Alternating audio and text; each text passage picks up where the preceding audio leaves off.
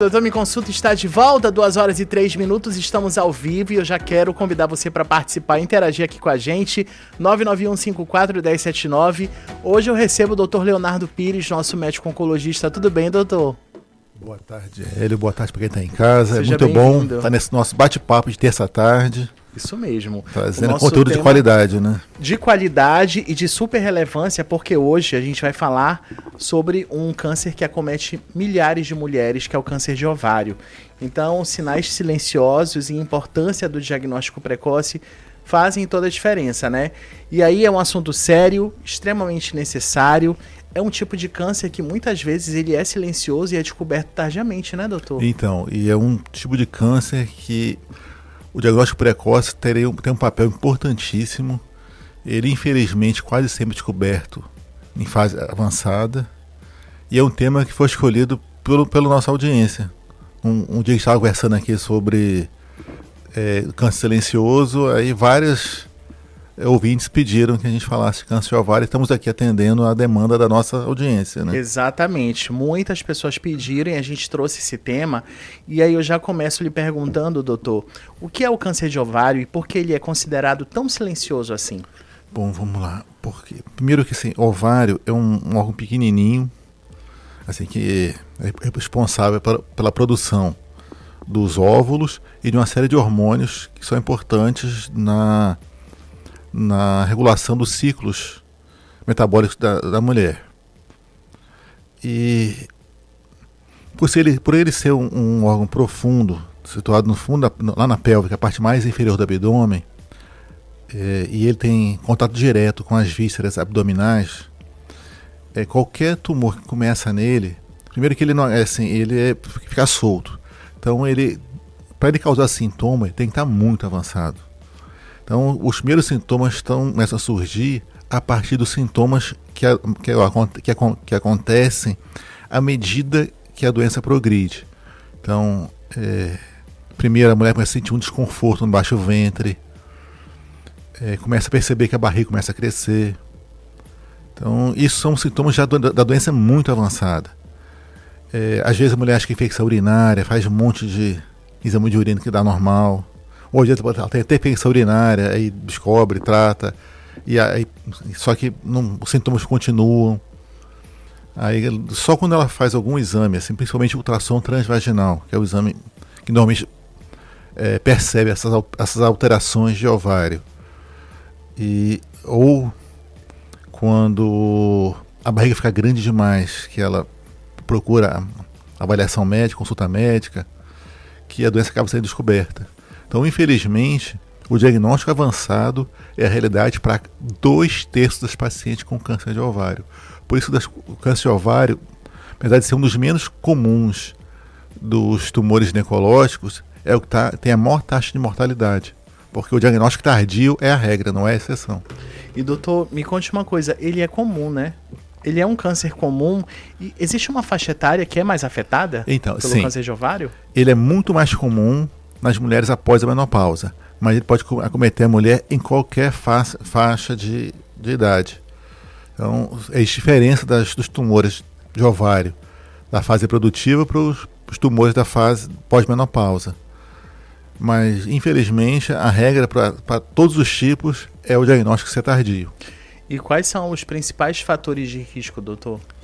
Bom, o principal fator de risco primeiro é a idade, né? Ele comete mulheres após a menopausa, mulheres que não optaram por não ter filhos têm uma chance maior, ou mulheres que têm histórico familiar de câncer de mama e câncer de ovário. São as mais propensas a desenvolver câncer de ovário durante a vida. Já chegaram algumas perguntas aqui. A Késia Ribeiro, do Caçari. Boa tarde, doutor. Sinto muita dor abdominal e inchaço constante. Pode ser algo relacionado ao ovário ou pode ser um problema intestinal? Alguns sintomas se confundem, né, então, doutor? Isso mesmo. Eu acho que toda mulher merece ser bem avaliada, passar por uma avaliação médica, porque, como a gente estava falando, os sintomas do câncer de ovário em fase inicial, eles se confundem com a série de outros transtornos que qualquer pessoa pode ter, em qualquer fase da vida. E aí, eventualmente, a Késia, já ouvindo a entrevista, já se preocupou, né, Késia? Não tá, mas é isso que a gente faz na terça-feira mesmo, alertar para aquilo que ninguém chama atenção. Exatamente, provocar que provocar essa dúvida no nosso ouvinte, né, doutor? É a boa dúvida, né? Exatamente, a prevenção sempre. A Roberta Gomes também, na minha família já teve caso de câncer de ovário. Eu preciso fazer algum acompanhamento diferente, doutor? Aí, no caso, para ela conseguir fazer... existe algum exame de rastreamento, de prevenção? O único país que iniciou uma campanha de rastreamento, mas assim, acabou abandonando, mas foi a Inglaterra. A Inglaterra começou a preconizar fazer massivamente o ultrassom endovaginal e a dosagem de um marcador chamado CA-125 para todas as mulheres que tivessem desconforto abdominal após a menopausa. Só que, assim, por serem sintomas muito inespecíficos, então se fez muito exame. Sim. Sem necessidade. Mas esses são os exames que acabam descobrindo também o câncer de ovário. É o ultrassom, quase sempre ultrassom transvaginal, ou às vezes ultrassom abdominal, e a dosagem do CA-125. Maravilha. Que é o marcador. Doutor, a Sandra Alves também do Buritis, ela fala: doutor, boa tarde, fiz histerectomia, ainda posso ter câncer de ovário? Bom, Sandra, boa tarde. Se tiraram só o útero e deixaram os ovários, sim. É uma coisa que eventualmente acontece. A paciente te retira o útero e acha que não tem mais nada ginecológico para preocupar. É porque, assim, o ovário tem a sua finalidade. Ele produz hormônios que regulam os ciclos naturais. Então, a mulher com os ovários funcionando, ela tem menos... Assim, a menopausa, quanto mais tardia, menor é a chance da mulher ter osteoporose, osteopenia, os sintomas ligados à menopausa. Então, normalmente, mulheres que fazem histerectomia, retirada do útero, mais precocemente, acertadamente, o ginecologista tenta preservar sempre os ovários para evitar a necessidade de fazer reposição hormonal por medicamentos. Uhum. Mas, assim, o fato de ter ovário, tem sempre... A pessoa que tem ovário tem que ficar atenta sobre a possibilidade desses sintomas inespecíficos, né? A dor abdominal, que dura mais de 3 semanas, que é um achado interessante, importante, porque esses sintomas inespecíficos, normalmente, eles são autolimitados. Os sintomas ligados ao câncer de ovário, eles começam, persistem e pioram com o tempo. Então, a necessidade de ficar de olho realmente, sempre, né? Tudo que muda na vida da gente. Passou de 3 semanas, doutor? Isso. Tem estudos que falam até em 2 semanas. Olha, inchaço abdominal frequente pode ser um sinal de alerta também, né? Como a gente já falou no início da entrevista. Então, uma coisa assim, ninguém perguntou, mas é uma pergunta que sempre se faz sobre câncer de ovário. O preventivo previne o câncer de ovário? A resposta é não. O preventivo ele é muito bom para perceber alterações no útero.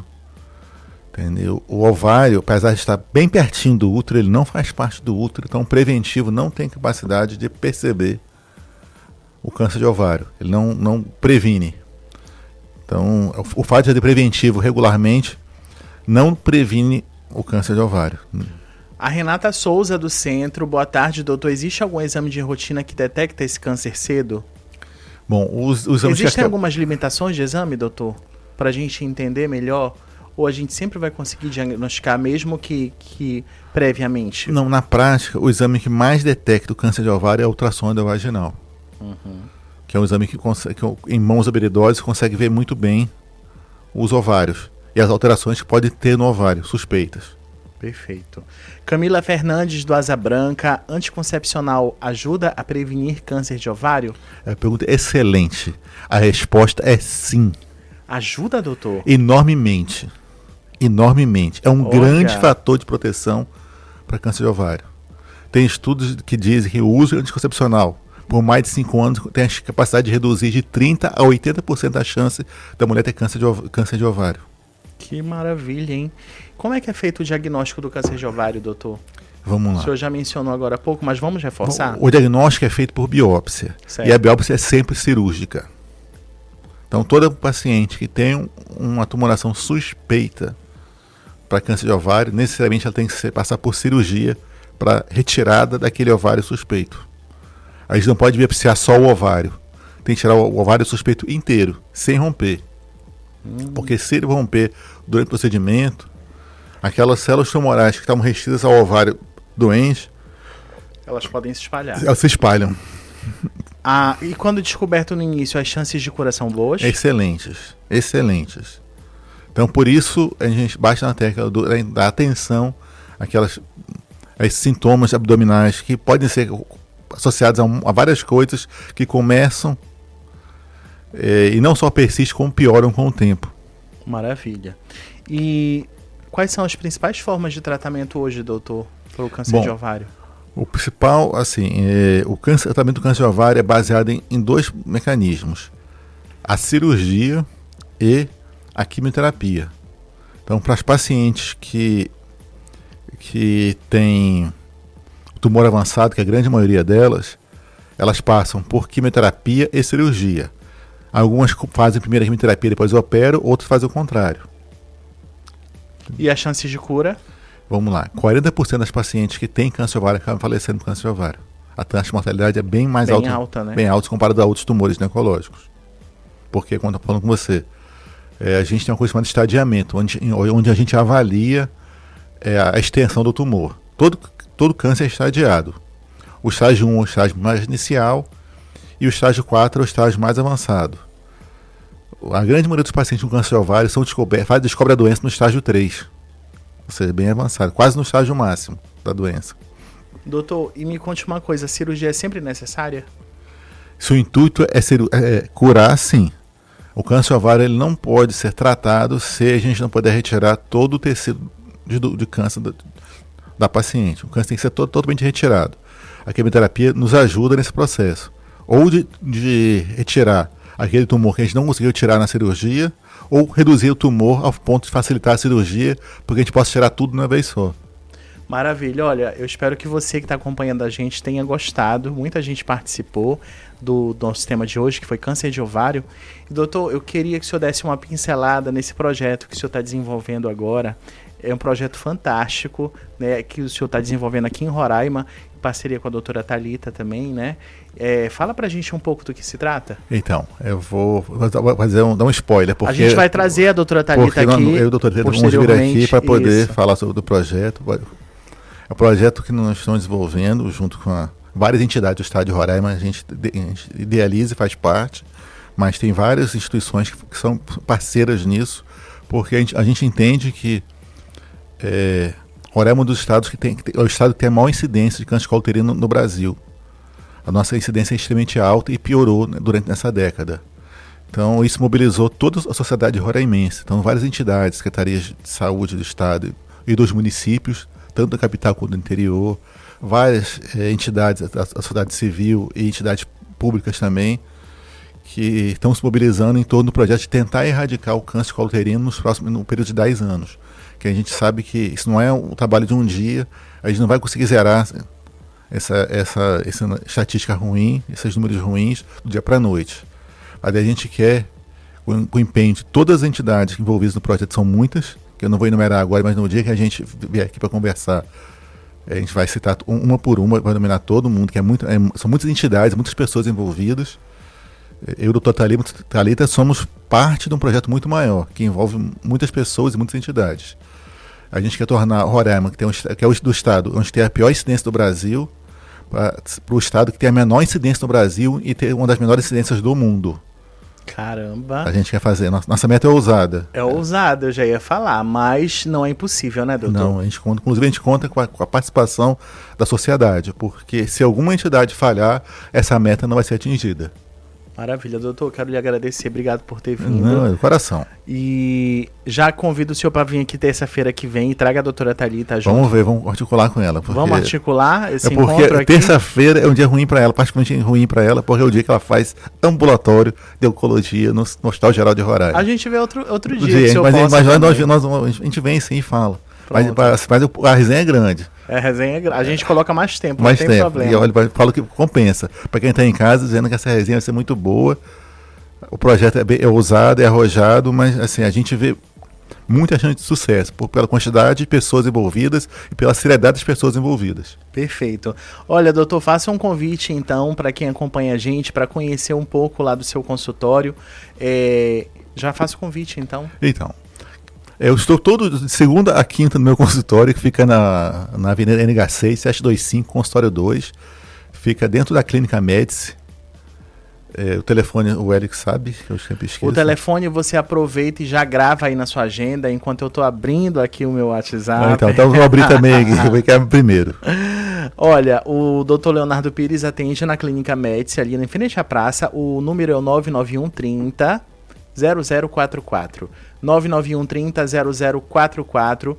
E aí você já pode agendar sua consulta, porque o doutor trabalha, dentre outras coisas, com cirurgia geral, cirurgia de mama também e exames também, né, doutor? Isso, faço ultrassom, faço biópsia, faço punção aspirativa com agulha fina, que é o PAF, né?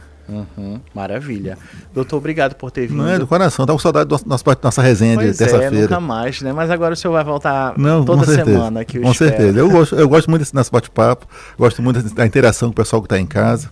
E hoje teve bastante participação, né? Que bom. Olha, gente, eu vou para um breve intervalo comercial e na volta